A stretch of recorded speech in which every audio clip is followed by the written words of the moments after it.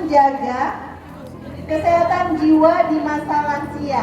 Bagi yang calon lansia, saya lihat tadi juga ada calon-calon lansia dan lansia-lansia sesungguhnya. Mari kita belajar bersama ya dari ahlinya. Monggo Bu Ika. Terima kasih Dr. Runu.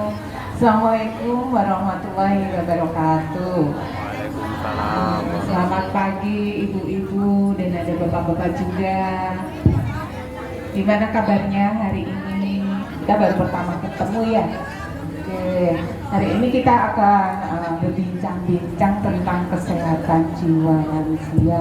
Saya pengen tahu dulu yang usianya 60 tahun ke atas siapa aja? Oh, tidak terlalu banyak ya. Yang tinggi. Oke. Terima kasih. Yang mau mencapai menuju lansia siapa saja? Oh, ada yang nggak mau menuju lansia. Cuma sedikit yang mau menuju lansia. Padahal kelihatannya lagu anak-anak itu masih sama ya, lagu ulang tahun itu. Panjang umurnya, panjang umurnya, panjang umurnya serta mulia. Oke, berarti semua mau lansia ini, iya enggak? Insya Allah mau lansia. Oke. Berarti kalau mau lansia pengen bahagia, udah. Pengen. Iya, maksudnya. Kalau lansia pengen bahagia, enggak? Iya. Bagus. Jadi ada seseorang namanya Bapak Erik Erikson, orang luar negeri. Dia bilang seorang lansia itu akan mencapai fase kehidupannya yang dia merasa utuh atau komplit istilahnya. Komplit itu di mana? Jadi kalau komplit itu istilahnya dia sudah puas dengan kehidupannya, sudah sampai di usia 60 dengan sehat, sudah membesarkan mungkin anak-anaknya ya, sudah punya insya Allah punya pasangan juga yang masih sehat. Terus apa lagi ya kira-kira? Sudah mengantarkan anaknya meluluskan sekolah. Sudah punya apa lagi Bu tadi? Cucu yang mungkin lucu-lucu ya. Terus apa lagi ya? Masih punya bisa senam. Kata bapaknya utangnya sudah lunas. Oh iya, iya betul. Nah itu rasanya kita sudah puas, sudah komplit. Tapi apakah hidup selalu selancar itu? Tidak. Oke. Iya, ada yang mungkin sakit. Ada yang punya sakit diabetes harus minum obat terus. Mungkin pasangannya ada yang sudah mendahului. Iya. Mungkin anak-anaknya sudah sehat tapi semua pisah, nggak ada yang di rumah sehingga panjenengan hanya sendiri. Oke. Terus ada yang mungkin apa lagi ya? Mungkin sudah pensiun sehingga teman-temannya tambah sedikit ya. Kehidupan di masa berikutnya tidak selalu seindah yang kita bayangkan, kita mau. Tetapi yang seorang yang sehat jiwa akan mampu beradaptasi dengan kehidupan bentuk apapun, mau negatif, mau positif, mau senang, mau sedih, dia bisa beradaptasi. Orang-orang yang bisa beradaptasi dengan baik, dengan sumber daya yang dia miliki, itulah yang disebut sehat jiwa. Nah, sehat jiwa itu bukan sesuatu yang diturunkan dari langit, sehat takdir, enggak, sesuatu yang kita usahakan. Itu pembukaan dari saya. Terus Bapak Ibu mau tahu gimana caranya kita bisa menjadi lansia yang sehat jiwa? Mau ya? Mau tahu tips dan trik gimana caranya bisa mencapai usia lanjut dengan bahagia? Coba Bu Ika spill ya. Jadi kalau kita mau sehat jiwa, Kementerian Kesehatan pemerintah itu sudah mengeluarkan namanya Undang-Undang Kesehatan Jiwa. Jadi kalau seseorang disebut sehat jiwa itu tidak melulu pikir hatinya senang, bukan sekedar itu. Jadi orang yang mau sehat jiwa dia harus sehat fisik, sehat mental, sehat sosialnya, sehat spiritualnya. Ketika ini 4 ini bisa berjalan dengan optimal, maka dia punya sumber daya yang bagus menghadapi segala perubahan kehidupannya, baik yang sesuai yang diinginkan beliau ataupun yang tidak. Ketika dia bisa menghadapi tekanan hidupnya, perubahan dalam hidupnya, dia bisa tetap menjadi aktif. Seperti panjenengan ini, datang ke sini, ketemu teman-teman, merasa senang, ini aktif. Ya. Ketika aktif, dia bisa produktif. Nah, untuk itu resepnya ada yang kita istilahkan setiti. Kalau setiti itu bahasa Jawanya apa? Hati-hati. Iya, kita harus hati-hati. Apa ya setiti itu? Nah, apa itu setiti? Kita harus hati-hati nggak nyebrang jalan, lihat kanan kiri gitu. Enggak, ya setiti itu singkatannya sehat. Sehat. Iya, sehat. T aktif, Dokter Unu. Aktif. Nah, T yang terakhir partisipasi. Partisipasi. Oke. Yang sehat pertama sehat harus sehat fisik dan mental. Kenapa harus sehat fisik dan mental? Terus nanti lah aku sakit hipertensi, aku gula darah, sikilku cekot-cekot. Dari seorang sehat serang memenuhi untuk menjadi lansia yang sehat. Bukan seperti itu. Yang belum sakit diusahakan tetap sehat. Yang sudah ada keluhan, bagaimana keluhan itu tidak menjadi beban, tidak menjadi berat, tidak semakin parah. Yang hipertensi tetap terkontrol, yang DM juga terkontrol, yang nyeri-nyeri lutut, bagaimana lututnya nyeri tetapi tetap bisa aktivitas. Karena sebenarnya penyakit pada lansia 85% itu karena gaya hidup. Gaya hidup yang apa ini ya? Gaya hidup yang bagaimana? Gimana ini Dokter Unu ahlinya dari pola lifestyle kali ya Dokter Unu. Yang lifestyle gimana? Biasanya tuh ya, kalau sekarang kan kita maunya instan ya Bu-ibu ya. Jadi banyak kemudahan, kita pilih GoFood. Kita malas bergerak, kita pilih Gojek, kayak gitu-gitu. Jadi kita makan makanannya juga akhirnya banyak yang mengandung banyak kolesterol, banyak minyak, dan sementara itu harus kita hindari di usia kita yang sudah mulai beranjak. Kalau saya berarti menuju menjadi lansia, dan Bapak Ibu untuk menjadi lansia yang tetap sehat itu semua harus dikurangi. Terus gimana nih supaya tetap sehat juga? Geraknya itu juga, aktivitasnya tetap ada, olahraga. Jadi kalau misalnya hipertensi, saya juga ada pertanyaan nih biasanya, kalau saya udah hipertensi, saya kan minum obat terus-terusan, itu bisa ketergantungan obat dong, bahaya kan buat saya gitu. Padahal nggak kayak gitu. Jadi kalau Bapak Ibu punya sakit dan itu harus minum obat setiap hari, itu akan membuat penyakitnya terkontrol. Kalau nggak minum obat, misalnya darah tinggi, minum obatnya pas tensinya tinggi aja, habis itu udah nggak mau minum obat. Tapi saya udah normal, saya nggak mau minum obat lagi. Nah, ketika nggak minum obat, tensinya akan menjadi tinggi lagi. Nah, kalau naik turun terus seperti itu, ketika tensinya sudah sangat tinggi, tubuh kita nggak kenalin lagi. Kalau dulu biasanya tensinya naik dikit, pusing nih, berasa tensi kayaknya tinggi. Tapi lama-lama kan tubuh akhirnya nggak punya tanda. Nah, tensinya ketinggian, muncul resikonya adalah stroke. Jadi sebenarnya obat yang dikonsumsi setiap hari rutin sepanjang ibu memiliki penyakit tersebut itu berguna untuk menjaga supaya penyakitnya itu tetap terkontrol dan tidak menambah menjadi penyakit yang lain. Kalau darah tinggi ya udah darah tinggi aja, nggak nanti nambah jadi stroke, jadi gula, jadi sakit ginjal. Tapi kalau minum obatnya cuma naik turun sendiri, nah itu bisa jadi penyakit yang lain. Gitu ya Bu Ibu ya. Nah itu. Kasih Dokter Unu jadi sehat ya. Sudah ya Bu, sehat. Yang belum sakit pertahankan kesehatannya dengan gaya hidup yang baik seperti Dr. Unu yang sedang mengkonsumsi obat tetap kontrol rutin ke dokter. Sekarang yang kedua tadi apa? Aktif yang kedua. Aktif.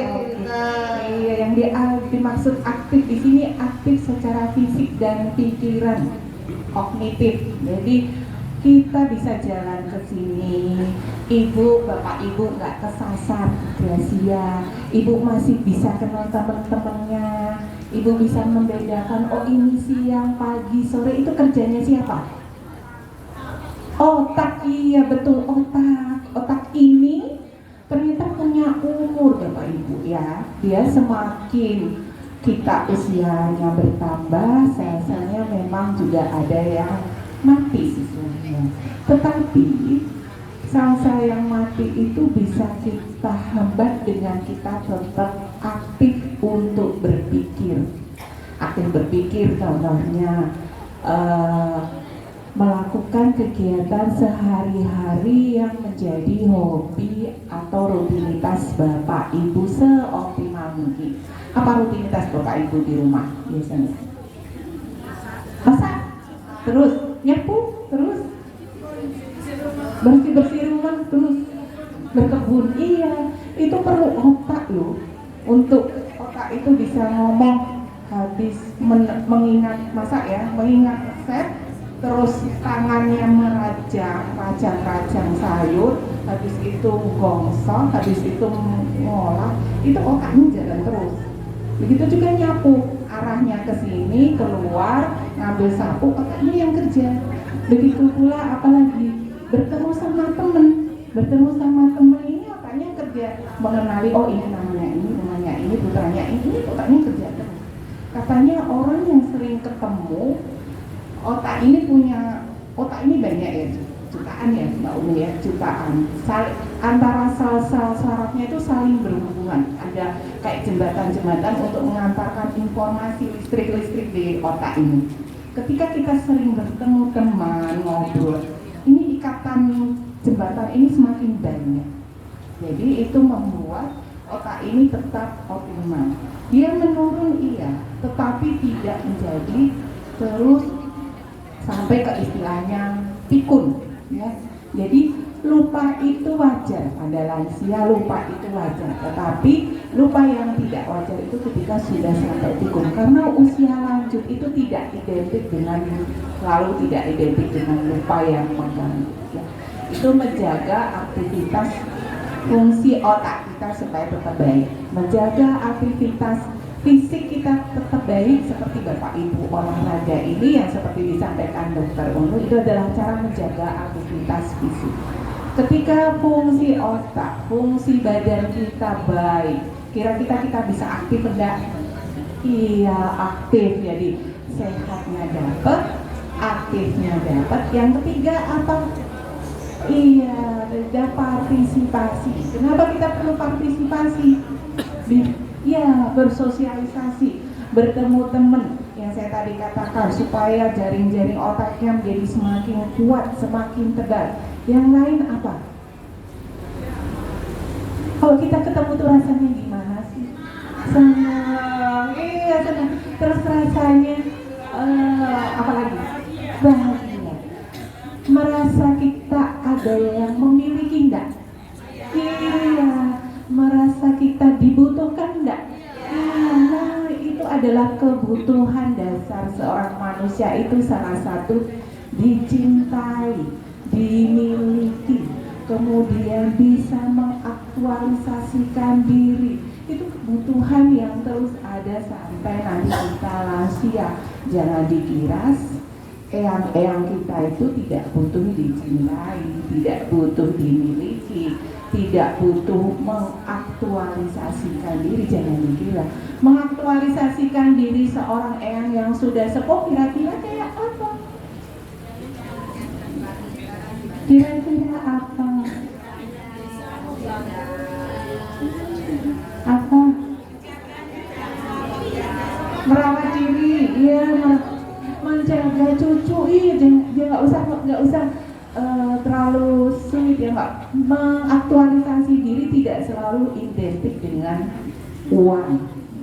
Tapi bagaimana dia bisa ikut berpartisipasi dalam kegiatan yang lingkaran kecil di keluarga sampai di komunitas itu berpartisipasi. Ketika kita sudah sepuh, sudah lansia, mungkin kita fisiknya tidak sekuat dulu mungkin ya. Tetapi kita tetap bisa berpartisipasi supaya kita tetap mempunyai rasa, oh aku iso, aku membutuhkan, aku iso bermanfaat bagi orang lain. Itu penting sekali. Jadi 3 itu sudah ya Bu, sehat, aktif, partisipasi. Kalau Bapak Ibu ini imbang ya ini, Bapak Ibu insya Allah sehat jiwanya karena mampu menghadapi perubahan dalam hidup. Mau tubuhku kayak gini, aku bisa. Oh aku sakit, aku tetap bisa kayak inilah. Oh aku agak lupa, aku bisa melakukan ini. Ada hal-hal yang bisa, ada trik-trik nanti ketika menghadapi perubahan dalam hidup. Ya, itu dokternya. Oke, bermanfaat banget ya ibu-ibu, bapak-bapak. Informasi kayak gini tuh kalau nggak ke Gracia nggak bakalan dapet nih yang kayak gini. Terus ibu-ibu kalau udah datang ke sini kan seneng tadi ya, badannya udah sehat, udah senam, udah dapat ilmu yang bermanfaat. Mau dapat hadiah nggak? Mau. Coba saya mau kasih hadiah 5 buat ibu bapak-bapak yang punya pertanyaan yang bagus buat Dokter Wikan. Boleh 1, saya ibu pakai topi merah. Siapa namanya? Ibu Sumina. Ibu dari mana Bu? Dari Kembangan. Ibu punya pertanyaan apa buat Dokter Wikan? Ini saya mau bertanya, waktu hari Minggu itu saya kan jalan-jalan dengan suami saya. Saya kan pakai motor. Nah kebetulan saya berencana mau ke Kulon Progo, terus mau ke Munthilan. Nah setelah itu saya akan lewat ke Yegan ke barat. Nah di situ ada arah mau ke Kulon Progo. Nah lewat situ kebetulan lewat jembatan Duwet. Ya. Nah jembatan Duwet itu kan jembatan Kali Progo, jembatan gantung. Nah waktu itu saya pernah lewat waktu tahun 1966. Waktu saya kelas 4 SD. Oh masih Nah, itu kecil. saya pernah lewat. Oh. Nah kebetulan dari Minggu kemarin tanggal 7 saya lewat tadi. Nah suami saya kan takut. Nah kebetulan ada orang lewat juga, terus nggak takut. Nah pulangnya nggak berani lewat situ. Sudah singkat cerita, saya sudah pulang sampai rumah. Pulangnya lewat Munthilan, Jalan Magelang. Kebetulan saya tidak ingat apa-apa. Tidak teringat kalau itu sungainya itu kurang sekali. Tapi waktu saya bangun tidur kira-kira jam 1 malam, saya itu terbangun. Terus saya teringat jembatan tadi. Saya tadi kok lewat di situ. Andai kata jembatannya putus, terus kayunya waktu itu kayu, jadi yang dilewati itu kayu. Kalau kayunya keropos, saya tadi jadi apa? Saya seperti itu. Nah terus saya sampai pagi nggak bisa tidur. Nah setelah itu setiap malam saya terbangun teringat terus. Tadi malam juga bangun jam 2 teringat jembatan itu tadi lagi. Saya berpikir ini pasti jawabannya. Apakah Anda merasa tidur Anda lelap? Ini tidak pasti ya Bu ya. Tidak. Terus, nah setelah lewat jembatan itu saya merasa terganggu tidur. Nah, kalau mau tidur itu ya tidur, mau tidur udah enak mau tidur. Tapi tengah malam sering terbangun teringat jembatan yang besar sekali. Kalau ibu pernah lihat ke sana pasti takut. Nah, bagaimana cara mengatasinya supaya saya tidak selalu teringat jembatan? Oh, bagaimana caranya mengatasi ketakutan sehingga bisa tidur nyenyak lagi? Enggak teringat lagi seperti sebelum saya lewat jembatan itu. Nah, terima kasih dokter waktunya. Berarti ya, Bapak Bu. Terima kasih waktunya. Pertanyaan kedua. Saya semenjak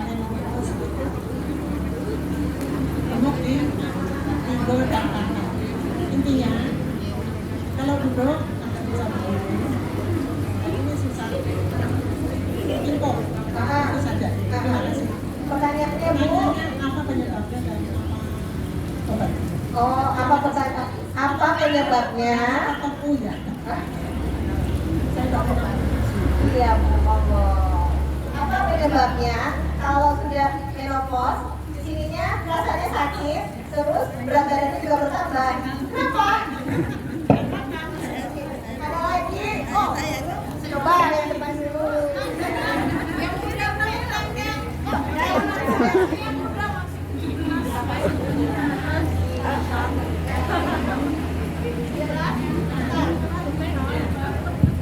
Terima kasih.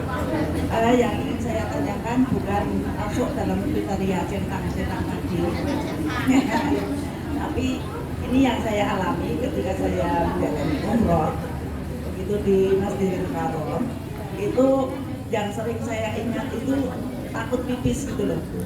Jadi mau minum banyak nanti takut pipis karena perjalanan jauh. Justru karena mengingat-ingat pipis itu malah justru pipis gitu loh. Jadi itu bagaimana cara mengatasinya supaya nanti di waktu ibadah itu dengan tenang tanpa memikirkan pipis gitu. Tidak ada solusinya. Terima kasih.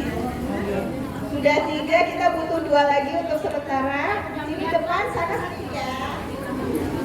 Ada. Perjalanan waktu itu kemampuan otak akan berkurang dan fisik pun juga akan berkurang. Apalagi di menjelang lansia nih. Pertanyaan saya, bagaimana cara mengatasi untuk menyelaraskan antara kemauan otak sama fisik yang sebenarnya sudah sama-sama menurun supaya tidak terjadi menimbulkan penyakit misalnya kayak darah tinggi karena kemauan kita tidak bisa terrealisasi. Gimana Terima kasih. menyesuaikan antara ekspektasi keinginan dengan kenyataan? Bahwa inginnya masih lengkap, inginnya masih aktif seperti dulu, tapi kemampuannya sudah. Yang calon lansia. Apa masih ada lagi nanti dompetnya ya?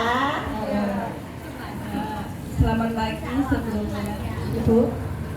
Saya mau bertanya ada keluhan kedalaman. Saya itu kalau tidur itu sangat untuk kegiatan saya hari berikutnya dari bangun tidur sampai selesai. Dan kalau mau kejadian apa, itu biasanya kayak dikasih tahu dulu gitu loh. Itu terus cara ngilanginnya itu gimana? Atau ada solusi yang terbaik itu gimana? Sekian, terima kasih Bu. Terima kasih. Terima kasih untuk 5 pertanyaan pertama. Mari Ibu Wikan, Ibu Doa ketakutan setelah melewati Jembatan. Iya. Baik, terima kasih atas pertanyaannya Ibu sekalian. Jadi ada beberapa pertanyaan, ada 5 ya. Tapi mungkin ada yang bisa saya jadikan 1 ya. Tadi yang teringat, Ibu teringat di jembatan yang sudah dilewati, yang 1 waktu umroh ya, jadi teringat pengen pipis terus rasanya karena khawatir nanti kalau pipis di jalan gitu ya Ibu ya. Ya, ya. Salah satu pikiran kita adalah yang wajar kita muncul itu adalah rasa khawatir, rasa cemas akan sesuatu hal yang akan terjadi atau perasaan yang getuni, istilahnya getuni kejadian yang sudah berlalu ya. Satu yang jembatan itu kemungkinan ada rasa getun, kok aku lewat kono ya, kok ge wingi kuwi ge ambrol jembatan iki ono opo-opo kok ge aku karo bapak suami jadi malah ada masalah ya. Yang 1 nanti di jalan terus saya harus khawatir pipis, jadi saya harus berhenti untuk pipis terus. Nah itu adalah pikiran-pikiran cemas yang muncul ke kita mau menghadapi sesuatu yang sebenarnya tidak selalu terbukti benar. Ya, kan tadi yang jembatan itu sebenarnya sesuatu yang sudah terjadi dan tidak terbuktikan kekhawatiran ibu. Yang tipis tadi karena khawatir akan nanti ke kamar kecil terus, jadi malah merangsang rasa cemasnya. Cemas itu merangsang saraf yang membuat kita salah satunya malah jadi sering terasa pengen pipis. Itu salah satu penyebab rasa kecemasan. Kecemasan itu bisa merangsang saraf kita. Nah, resepnya gimana? Resepnya itu sebenarnya rasa cemas itu kan suatu bentuk pikiran ya Bu. Pikiran tentang sesuatu yang masa depan yang belum terjadi, gitu? Belum terjadi. Pikiran yang mau nanti khawatir nanti ke kamar mandi terus, pikiran engkau mau jembatannya ambruk, sesuatu yang tidak terjadi, tapi kita pikirkan terus.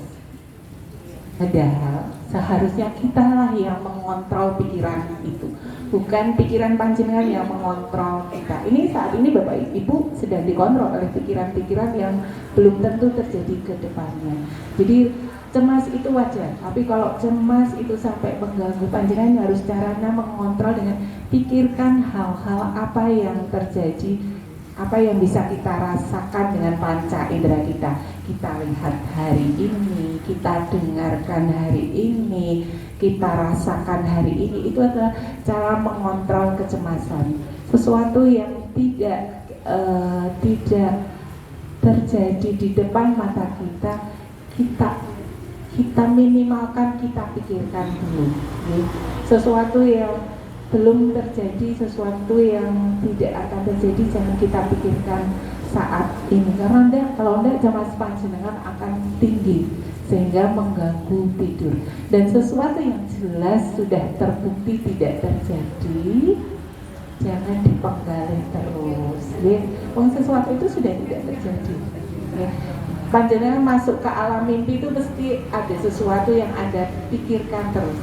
Anda ketika melihat ini kayak untungnya orang tiba, untungnya orang ambruk, itu panjenengan pasti pikirkan terus sehingga itu masuk ke alam tidur panjenengan. Itu kan sudah nggak terjadi.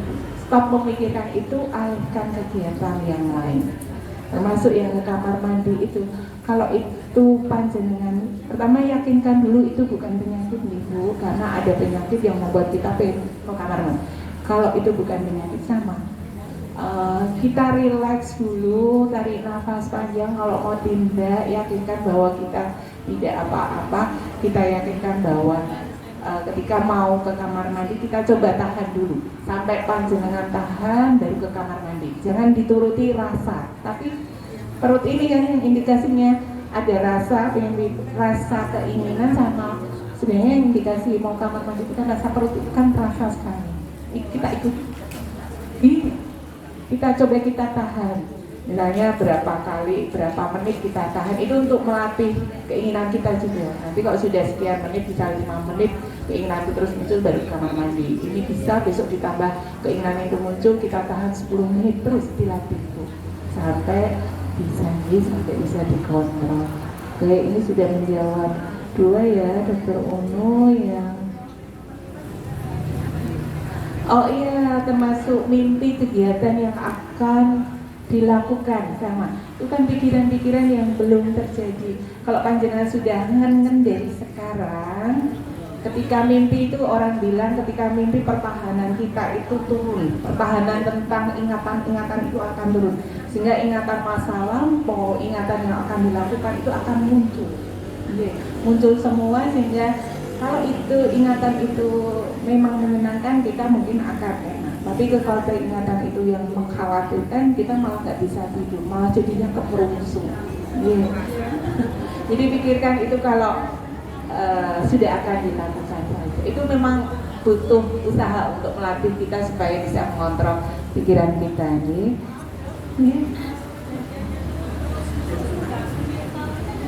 Bisa. Ketika kita disebut cemas itu gangguan kalau sudah mengganggu hidup kita. Cemas itu wajar. Cemas anaknya mau pergi, cemas mau ketemu orang baru, cemas ke tempat baru, itu cemas. Tapi kalau kita tetap bisa menjalani, itu belum gangguan. Tapi kalau sampai kita nggak bisa tidur, keluar rumah takut, pengennya marah terus, tegang terus, itu mungkin sudah masuk ke gangguan. Ya. Terus tadi menopause, ya, menopause itu memang ada perubahan dalam tubuh kita, terutama wanita. Nanti mungkin dokter Una menambahkan gitu. Ya. Jadi sel-sel lemaknya itu lebih mudah dikatakan lebih mudah menyerap lemak, lebih mudah terisi. Jadi rasanya kita wanita itu menjadi lebih mudah gemuk, Lebih empuk. lebih empuk.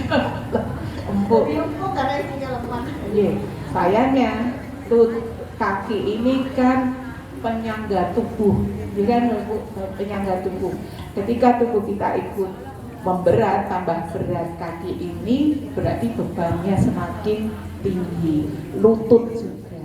Ketika ini bebannya semakin tinggi, pada produksi cairan juga tidak selancar waktu muda, akhirnya yang muncul nyeri, kaku, linu-linu, Encok pegel, Pegel. rematik, letih lesu. Caranya gimana kontrol berat selain obat ya ibu? Saya kalau obat mungkin tidak terlalu tidak kompeten untuk mengompari dengan obat. Kontrol berat badan, tetap aktivitas. Ada dokter yang mengatakan ketika kita tetap aktif, produksi cairan di atas sendi itu tetap diproduksi, jadi tetap aktif. Lakukan aktivitas sesuai dengan kemampuan ibu. Kemampuannya sendiri jangan dipaksa untuk berlebih. Jadi jangan memaksa tubuh kita, kalau ada nanti muncul cedera juga. Kemudian dan menjawab. Kemudian yang terakhir menyelaraskan otak dan kemampuan fisik. Tadi sebenarnya dokter Una sudah memberikan kunci ekspektasi dan realita. Sebenarnya salah satu kemampuan yang dituntut pada diri kita masing-masing adalah beradaptasi dengan perubahan, menyadari kemampuan kita. Ketika kemampuan kita sudah berbeda, berarti kita harus menyesuaikan apa yang kita bisa lakukan. Dulu saya misalnya, kemampuan saya bisa lari sprint 100 meter cepat. Tapi semakin usia saya semakin sadar bahwa kemampuan lari saya tidak secepat itu. Saya butuh waktu. Saya tidak bisa lagi lari cepat karena tubuh saya sudah lemah. Mungkin saya sudah lagi tidak tepat untuk memperkirakan waktu. Apakah kita tetap berusaha lari sprint 100 meter? Tidak. Berarti adalah yang kita mau ini sesuai pikiran kita. Kalau tubuh kita sudah bilang sesuaikan, pikiran kita sudah bilang sesuaikan, kamu sudah bisa lari sprint 100 meter, bisa kamu lari jogging ringan, tubuh kita akan menyesuaikan. Tapi kalau ekspektasi itu terus saya harus bisa seperti dulu, kita yang terganggu. Jadi kemampuan kita untuk menyesuaikan dengan kondisi itu yang salah satu ciri orang yang sehat jiwanya. Gitu. Itu sangat bermanfaat sekali. Jawabannya juga mewakili dari pertanyaan Bapak dan Ibu semuanya. Tapi kita masih punya nih door prize lagi Ibu. Siapa yang tadi belum dapat kesempatan untuk tanya, silahkan tunjuk tangan tinggi-tinggi. Oke, Ibu yang baju kuning, Ibu yang kerudung hitam, Ibu yang bajunya merah. Bapak-bapak ada yang mau tanya? Oke, 3 dulu, nanti saya lagi ya. Monggo Ibu. Assalamualaikum warahmatullahi wabarakatuh. Waalaikumsalam warahmatullahi Bu, wabarakatuh. saya ini di pinggul tulang belakang itu kalau tidur sekitar 5 menit itu sudah rasanya kembung banget itu udah. Gimana ya?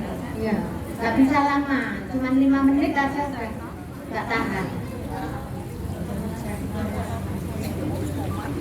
Pertanyaan kedua, Ibu yang jilbabnya hitam.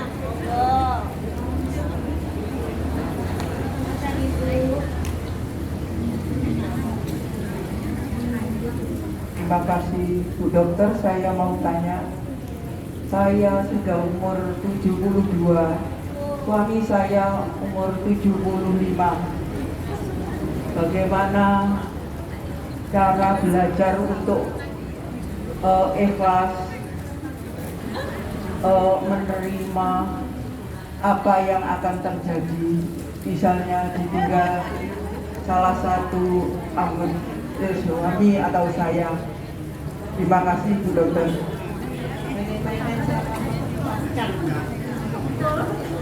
Matur nuwun.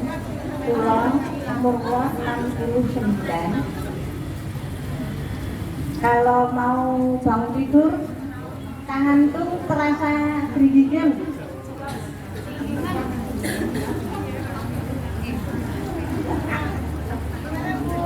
Kaku ya. Oh itu aja. Oke, pertanyaannya 3. Oke, 3 pertanyaan. Ada yang mau tanya lagi? Saya 2. Ya, biasanya kan berhubungan dengan partisipasi tadi, kalau orang tua merasa ingin dibutuhkan sama anak dan cucu, karena sudah pikun, beliaunya kan kerja keras, tapi kan ada efek dari usia dan badan sudah ada itu kan kecapean dong. Kalau kita kasih tahu, Bu, jangan terlalu capek, itu kalau nurut hati kan berarti menyakitkan orang tua dan menurunkan mental beliau gitu. Ini untuk mengatasi biar kita juga dari agama tidak salah, tidak dosa, tapi bisa menguatkan mental beliau itu. Gimana caranya, Dok? Terima kasih. Wassalamualaikum warahmatullahi wabarakatuh.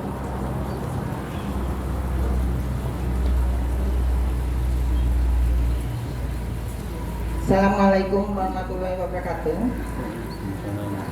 Saya usia 65. Ini untuk pengalaman saya itu kok sering lupa ini pengaruh apa, saya juga tidak tahu.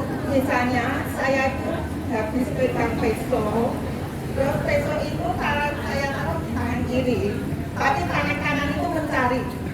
Jadi solusinya gimana? Ada lagi. Saya sudah pakai kacamata itu saya cari. Terus cucu saya itu panggil saya, uti sini, itu ada kaca. Sekarang itu lihat kaca. Saya begitu lokal. Bagaimana cara mengatasinya supaya saya itu enggak lupa gitu. Ya, terima kasih. Assalamualaikum warahmatullahi wabarakatuh. Saya jawab langsung ya Mbak Inu, dokter ini. Nanti malam Mbak dokter ini akan menambahkan ini aja. Bahwa ini yang saya tidak pinter. Atau dokter Unu langsung aja yang tulang belakang, kemeng dan tangan kaku Kak. Ini sudah ahlinya ini dokter. Kalau tulang belakang itu biasanya mungkin ya Bu, zaman dulunya Bu pernah jatuh nggak? Nah, zaman dulu itu mungkin pernah jatuh tapi tidak mendapat penanganan yang efektif. Nah, jadinya efeknya terasa sampai sekarang. Jadi itu udah sulit ya kalau untuk sulit untuk diperbaiki karena itu kan kejadiannya lama sekali, efeknya terasa sampai sekarang. Yang bisa dilakukan mungkin ya mengurangi posisi-posisi yang memang membuat itu semakin nyeri. Kalau memang tidak bisa tidur telentang, mungkin miring kanan miring kiri, okay? Untuk tidurnya supaya nyerinya juga tidak semakin bertambah. Kalau untuk yang tangan ini kalau bangun tidur kok rasanya kaku-kaku. Nah, bisa jadi pertama karena kadar-kadar kolesterol di dalam tubuh kita agak tinggi. Itu karena kolesterol itu kan sifatnya mudah nempel di pembuluh darah. Kalau dia tinggi, otomatis yang nempel itu banyak. Kalau yang nempel banyak, aliran darah kita akan tidak lancar. Kalau nggak lancar, biasanya yang di bagian ujung-ujung ini, kayak bagian pergelangan tangan, bagian kaki, itu akan dapat sisanya doang karena di tengah-tengahnya udah macet. Nah, itu yang bikin kaku-kaku, nyeri-nyeri kalau bangun pagi. Biasanya setelah kita menggerakkan tangan ini, gini-giniin, ya, nanti habis itu kakunya akan berkurang kan Bu, lebih enakan karena peredaran darahnya lancar kembali. Oke? Oke. Jawab ya. Terima kasih Dokter Uno. Saya lanjut untuk menjawab pertanyaan Ibu tentang bagaimana ikhlas dari tinggal pasangan ya Ibu ya. Ditinggal pasangan itu memang sesuatu yang saya yakin tidak mudah dilampaui. Cuma ini kan berkaitan dengan sesuatu yang tidak bisa kita jangkau dengan akal pikiran kita, ya. Ini kuasa Allah gitu, untuk menentukan hidup seseorang mau diambil kapan kita nggak pernah tahu. Saya aja mungkin keluar dari acara ini terus dipundang, ya Allah juga nggak ngerti. Jadi intinya jangan kita hindari hal-hal memikirkan yang di luar kuasa kita. Kematian bukan kuasa kita. Ketika panjenengan terfokus dengan hal itu, yang muncul ada rasa apa? Takut, khawatir, memikirkan hal-hal yang belum terjadi. Nanti aku ditinggali, aku tinggalnya bapak disik piye, bapak tinggali aku disik piye, karena saking panjenengan dekatnya, cintanya antar pasangan. Pikiran itu wajar. Saya aja sudah ada pikiran seperti itu. Tapi hal itu tidak bisa kita kendalikan. Jadi yang bisa kita lakukan, apa yang bisa kita lakukan saat ini? Menjalani hidup yang bahagia dengan pasangan masing-masing, saling mencintai, saling memberi, itu yang bisa kita lakukan. Jika nanti pasangan kita meninggal, salah satu meninggal, kita jalani suasana perasaan itu, kita ikuti aja. Masa-masa berduka itu ada waktunya, memang harus kita lampaui. Untuk bisa ikhlas itu perlu waktu, tidak usah memburu-buru untuk kita jangan keindang ikhlas, itu tidak bisa. Karena itu di luar kuasa kita, jangan dipikirkan sekarang. Yang penting kita jalan apa yang sedang ada di sekarang. Bapak Ibu jalan sekarang itu. Kemudian yang kedua, bagaimana memberitahu yang kita supaya nggak capek. Ada lansia itu pengen bermanfaat. Yang itu sudah mengalami perjalanan hidup yang panjang. Sehingga beliau sudah mempunyai nilai-nilai sendiri, mempunyai prinsip, mempunyai pengalaman bahwa mempunyai ukuran bahwa aku ngakoni ini orang kesel, itu yang tercantum ya. Jadi ketika kita membantah, kita mau mengatakan kok kesel, kok enggak, mesti gitu. Jadi biarkan beliau melakukan apa yang beliau inginkan selama begitu tidak berbahaya, supaya beliau bisa merasakan sendiri. Loh kok rasanya kamu? Tapi baru kita diskusikan kira-kira kenapa ya kok kayak gitu. Setidaknya beliau membuktikan dulu sehingga kita bisa berdiskusi. Tapi kalau sebelumnya sudah kita cegah, kita larang, itu sudah sedikit. Aku kok ora oleh apa-apa. Ya. Itu malah lebih sulit membangkitkan rasa percaya diri daripada kita paparkan dulu, beliau kenal risk efeknya, dan kita diskusi. Ada sederhananya seperti itu. Perkara lupa Bu, lupa tadi saya sudah sebutkan bahwa lupa di usia lanjut itu wajar karena otak kita semakin berkurang kemampuannya. Selama itu tidak mengganggu kehidupan kita sehari-hari, aktivitas kita tetap mandiri, itu sebenarnya masih lupa yang normal. Tetapi kita memang harus waspada, jangan sampai lupa yang normal itu menjadi berat, ya kan? Jangan terus menjadi nemen, akhirnya menjadi pikun, sama sekali menjadi tidak ingat. Caranya dengan apa? Pertama tadi sudah sehat, kendalikan faktor-faktor kesehatan yang mungkin mengganggu, entah hipertensi, entah DM, entah gaya hidup yang belum sehat, kendalikan. Kalau itu sudah kendalikan, jangan tetap melakukan aktivitas seoptimal mungkin. Kemudian kalau itu hal-hal yang lupanya itu buat catatan-catatan kecil yang bisa membantu kita mengingatkan. Itu resepnya. Ini supaya lupa kita tidak menjadi lebih besar. Alhamdulillah, bagaimana Bapak Bapak Ibu terjawab ya semua pertanyaan-pertanyaan seputar lansia dan kehidupannya? Bermanfaat insya Allah. Terus gimana rasanya hari ini? Menyenangkan. Datang untuk senam, badan sehat, pulang bawa ilmu yang bermanfaat. Alhamdulillah, terima kasih untuk Dr. Wikan. Pemaparannya sangat berguna untuk kita semua. Saya sebagai calon lansia juga merasa, wah ini berguna sekali buat bekal saya nanti. Menjadi manusia yang bahagia. Lansia yang bahagia, masa muda boleh buat hura-hura, masa tua bahagia, matinya masuk surga. Amin, amin, amin. Untuk acara hari ini insya Allah sudah selesai ya. Sudah selesai Bapak Ibu sekalian. Kita sudah senang, sudah ada materi, talk show-nya sudah berjalan. Kemudian screening, kita punya screening tadi, kuesionernya. Tadi kan Bapak Ibu diminta mengisi kuesioner. Kemudian jawabannya tadi kan suruh dicatat ya, berapa jumlah ya yang dijawab pada kuesioner tersebut. Mari kita tanya kepada ahlinya.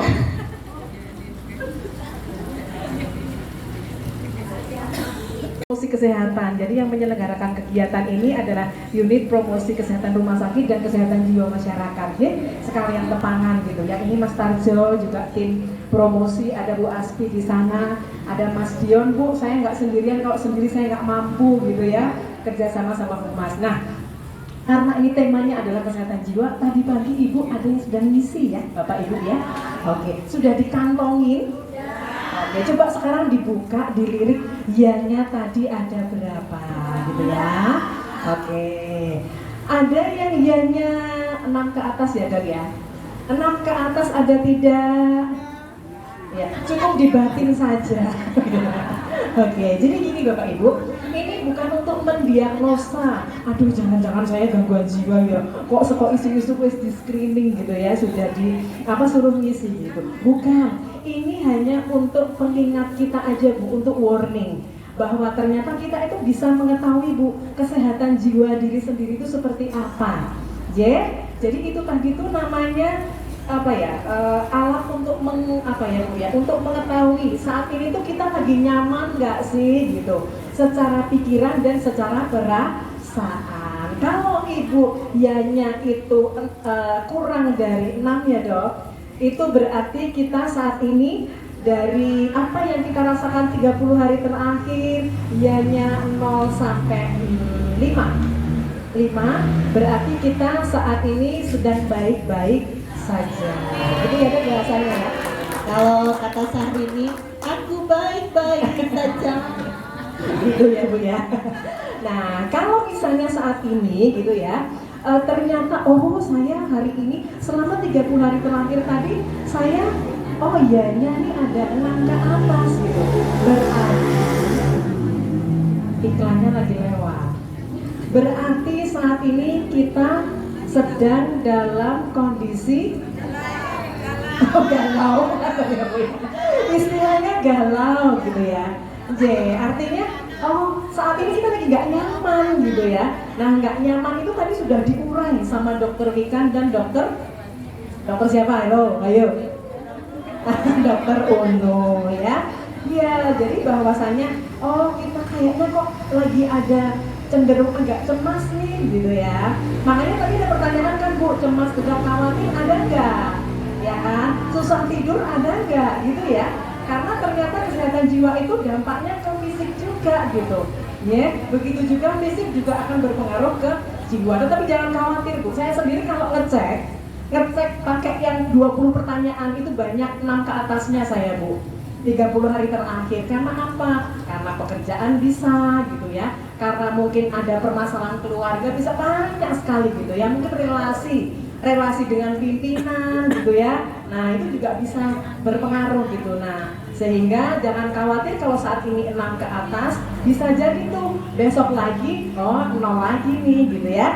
Nah, dengan cara apa? Tadi Bu yang sudah disampaikan, Mari kita tetap beraktivitas seperti biasa, lakukan olahraga, pola hidup sehat gitu ya, daharnya yang sehat, 4 sehat, 5 masih berlaku nggak sih itu Bu?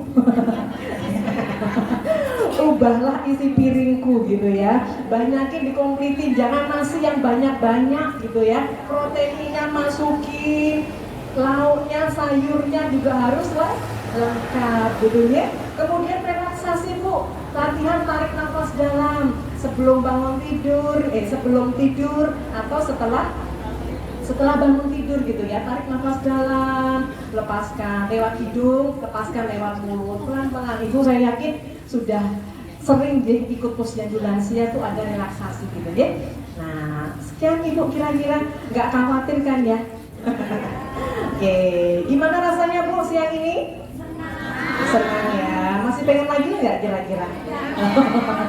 Kira-kira nyandung nggak sih Bu? Nyandung katanya. Oke, baik. Kayaknya itu Bu.